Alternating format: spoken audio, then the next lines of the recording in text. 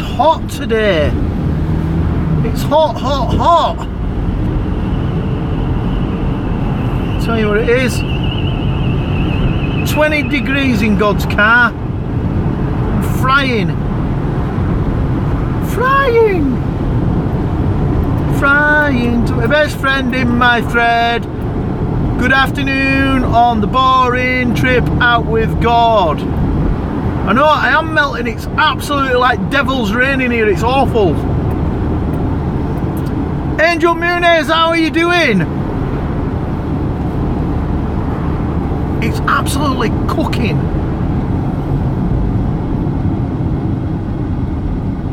Anita, how are you doing? We're going to Bradford, Hazy Days. How are you doing?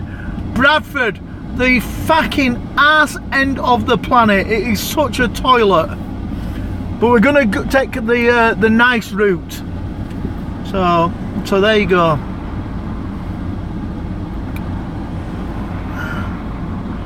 The Bradford Council, I think I say this all the time when I'm driving this thing, when I'm driving this direction. Bradford Council is the worst council in UK. They are so stingy. The place is a total dump. So there you go. Hello, how are you doing, Sandra?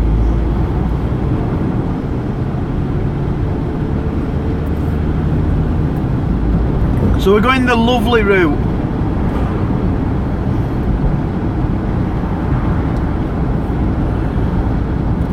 Should get some air conditioning on. It's roasting.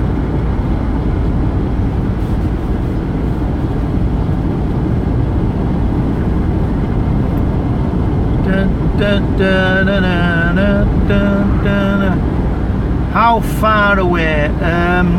Oh, we're miles away. We're about 25 minutes away, I think. Evening where you are, that's nice.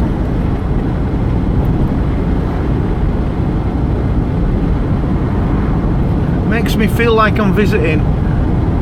Luckily, we're not going right into Bradford, because you would feel like you've visited somewhere awful.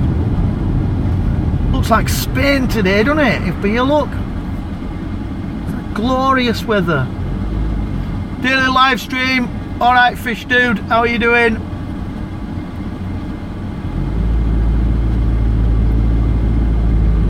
My favourite one is the goldfish with a like bluey purple tail. So there you go. You learn something every day from God.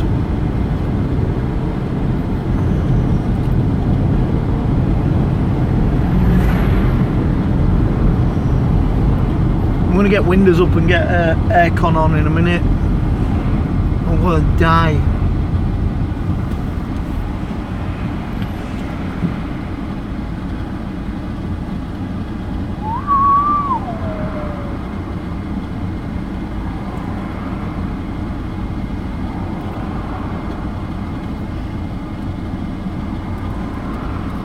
I spoke to let's get aircon on. I spoke to the studio the other day about going in on my own and recording all my songs live, but actually recorded properly.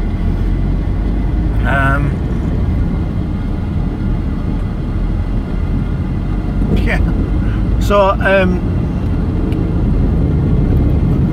they're gonna set up a producer, so I can just walk in, plug my guitar in and record. How good's that of them? So we're gonna do another one of my songs this week, and I thought, do you know what, I haven't got the patience to record, so I'm not very good at it. It is lovely of them, yeah. I haven't got the patience to record, so whenever we've gone into the studio before, I make sure that I get it right first couple of times.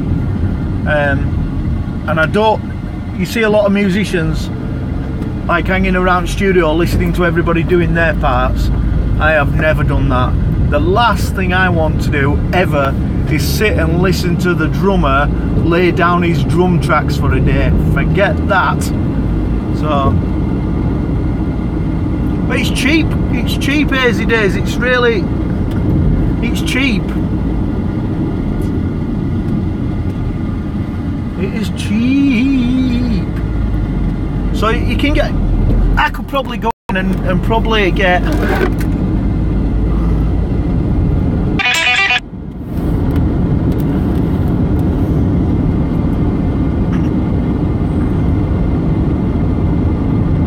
alright Eliza, yeah, so I'm just gonna go in, plug in and get on with it. I'm driving to Bradford. Oh, Bradford, oh dear me. Alright, right, Ian and Bloods. Somebody tried to call me, but I cut them off. Yeah, so I'm going to go into the studio, plug my guitar in and sing me songs live. One cheap, like 120 quid. I'll get all my songs recorded, like maybe 12 songs I'll get recorded for 120 quid, I reckon. Because I'm just going to play them straight through. It's different when you sat down and you're mixing them and then you're laying tracks over top of them, and you know what, you want to add other instruments that you don't really play, and all that's completely different. That's a big job, but just almost like a live gig. And it doesn't need mixing then, it's already mixed before I start playing. But bands talking about doing putting an album together, that's a right farce. You know, it's like months of work, and I'm not the most patient. So like I was saying, I've never sat down, I've never ever sat down and watched the drummer and listened to the drummer lay his drum tracks down. I've never ever sat and watched drummer put his drum tracks down. Yeah, I've noticed you've got a really good sound because you sit down and you've worked on it. But I've never been into producing side of things. I just want to make my guitar scream. So I once did years ago. There used to be, I don't know if this is still a thing now, but there used to be a thing called the Musicians Union, and you joined the Musicians Union. I think it cost you about £50 a year, and you got like a sticker that said "Keep Music Live" or something, and a T-shirt or something. But you got your name in the list of musicians, and you came with this big handbook, and I got some work out of it once to do the guitar track for the theme for Nottingham Market. Probably, I think I lost money on it, to be honest. Okay. I went down, stayed in a hotel in Nottingham, went to this radio station and recorded this screamy guitar track, and the singer in my band at the time screamed over the top of it, "Nottingham Market!" And it was like, right, well that sounds rubbish. And then they mixed it down, it sounded amazing. It sounded proper amazing. And I think I got 100 quid for it, but I think I spent 100 quid on night out around Nottingham.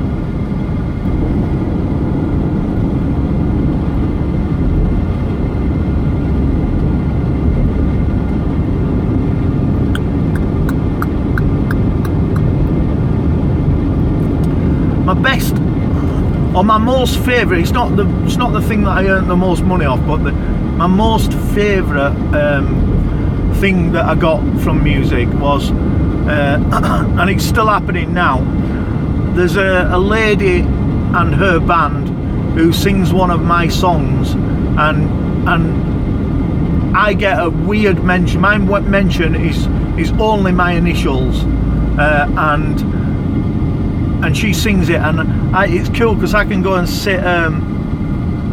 Oh, I have made some money.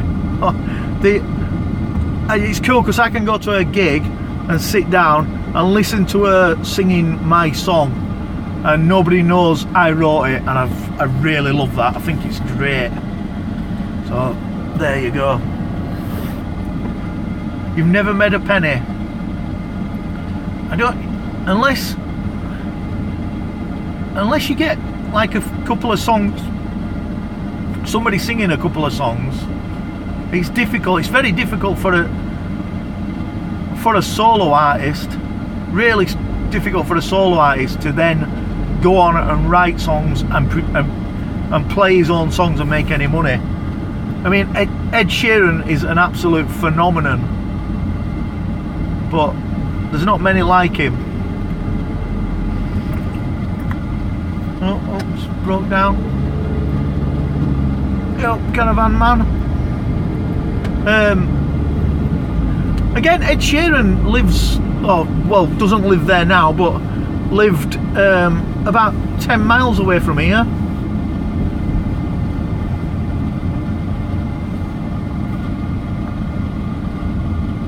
Yeah, singer-songwriters, difficult. You need to get, yeah, maybe one day, mate. You've got to push your music to people, and you do have to record it properly, don't you?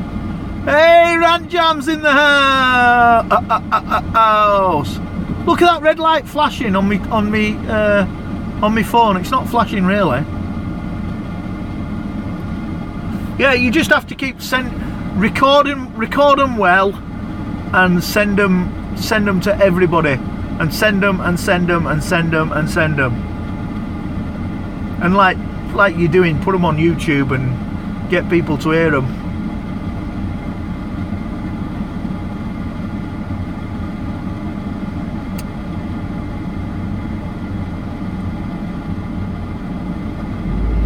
Like a celebrity coming in, Rant Jams. It's like Paul Stanley's just come in. Russell C, you alright? How are you doing? I'll tell you something else as well, Lazy Days, right?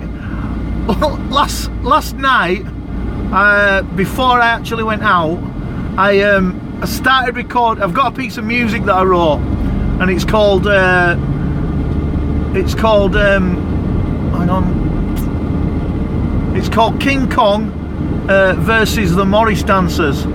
So last night I thought I'll start recording this, so I started recording it properly, and I absolutely cocked it up. I must have done 10 takes on it and cocked it up. And I've never played this thing wrong. You don't play them wrong when you write them, and so I did about 10 takes on it, and I got my first ever sulky in ages. I put my guitar back in its case, and I threw a little pad in and I went, that's it, I'm not doing it now, and I went out on beer. I got a sulky on at my own song.